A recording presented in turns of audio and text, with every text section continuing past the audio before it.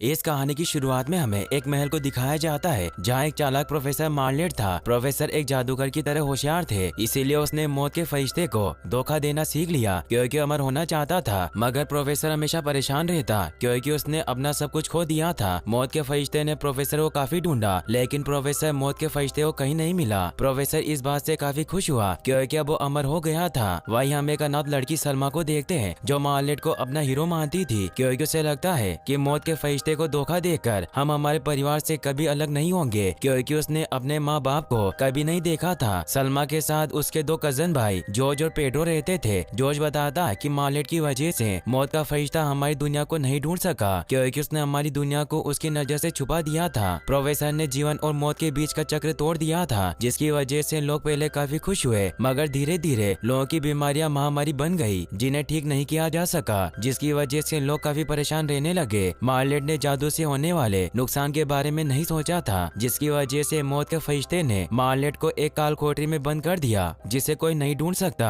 वहीं Santa Clara के लोगों ने मौत के फरिश्ते को वापस लाने का रास्ता ढूंढ लिया था, जिसकी वजह से मौत का फरिश्ता गांव में फिर से आने लगा, जिसे देखकर लोग काफी खुश हुए क्योंकि अब लोगों के मरने से महामारी खत्म हो रही थी। इसीलिए गाँव वालों ने उसका बहुत अच्छा स्वागत किया, जिसे देखकर मौत का फरिश्ता खुश हुआ और उसने गाँव वालों को एक टाइम वॉच दी जिससे साल में एक बार गांव वाले अपने मरे हुए लोगों को बुलाकर मिल सकते थे। सलमा जॉर्ज और पेड्रो से पूछती है कि क्या मैं अपने मरे हुए मॉम डैड से मिल सकती हूँ। जॉर्ज बताता है कि हमें एक जादुई तख्त सजाना होगा जैसा हर कोई सजाता है, जिसकी वजह से मरे हुए लोग वापस आ जाएंगे। सलमा दोनों भाई से जादुई तख्त सजाने को कहती है। पेड्रो कहता है कि नानी ने हमसे जादुई तख्त सजाने को मना किया है और उन्होंने कहा था कि ये हमारे लिए अच्छा होगा। सलमा नानी की बात नहीं मानती, जॉर्ज और पेड्रो के साथ मिलकर जादुई तख्त सजाती है। जॉर्ज सलमा से कहता है कि तुम्हें तख्त पर अपने मॉम डैड की कोई चीज रखनी होगी जिससे वो हमारी दुनिया में आ सकेंगे। सलमा बताती है कि नानी कहती है कि मैं उन्हें कचरे के ढेर में मिली थी, इसलिए मेरे पास मेरे मॉम डैड की कोई निशानी नहीं है। सलमा कहती है कि नानी के संदूक में मुझे कुछ मिल सकता है और वो संदूक में से एक पुराने ड्रैगन को लाती है और कहती है कि काफी पुराना है, ये मेरे मॉम डैड का होगा, और उसे जादुई तख्त में रख देती है, जिसकी वजह से तख्त में से एक रोशनी निकलती है और वहाँ एक असली ड्रैगन आ जाता है, जिसे देखकर सलमा और पेड्रो भाग जाते हैं। मगर जॉर्ज ड्रैगन से लड़ने के लिए वहीं रुक जाता है। ड्रैगन के टकराने से दीवार टूट जाती है और जॉर्ज के ऊपर गिर जाती है, जिसकी वजह से जॉर्ज को काफी चोट लगती है। नानी सलमा से कहती है कि तुम्हारी वजह से जॉर्ज को चोट लग गई, मैंने तुम्हें तख्त सजाने से मना किया था। सलमा कहती है कि मैं अपने मॉम डैड से मिलना चाहती हूँ और इसीलिए मैंने जादुई तख्त बनाया। नानी सलमा से कहती है कि हम ही तुम्हारा परिवार है और तुम अब कभी जादुई तख्त नहीं सजाओगी। सलमा वहाँ से रोते हुए चली जाती है। फिर हमें कुछ साल बाद का सीन दिखाया जाता है। सलमा काफी बड़ी हो गई है और वो बाहर घूम रही थी। सलमा के पास से एक घोड़ा गाड़ी निकलती है, जिसकी वजह से सलमा के कपड़ों पर कीचड़ उछल जाता है। गाड़ी वाला सलमा के पास आता है और उसे सॉरी बोलता है। सलमा उसे माफ कर देती है, इसीलिए सलमा को उसकी गाड़ी में रखी कुछ चीजें दिखाता है और उसे उनमें से कुछ भी एक सामान रखने को कहता है। सलमा काफी चीजें देखती है, जिनमें से उसे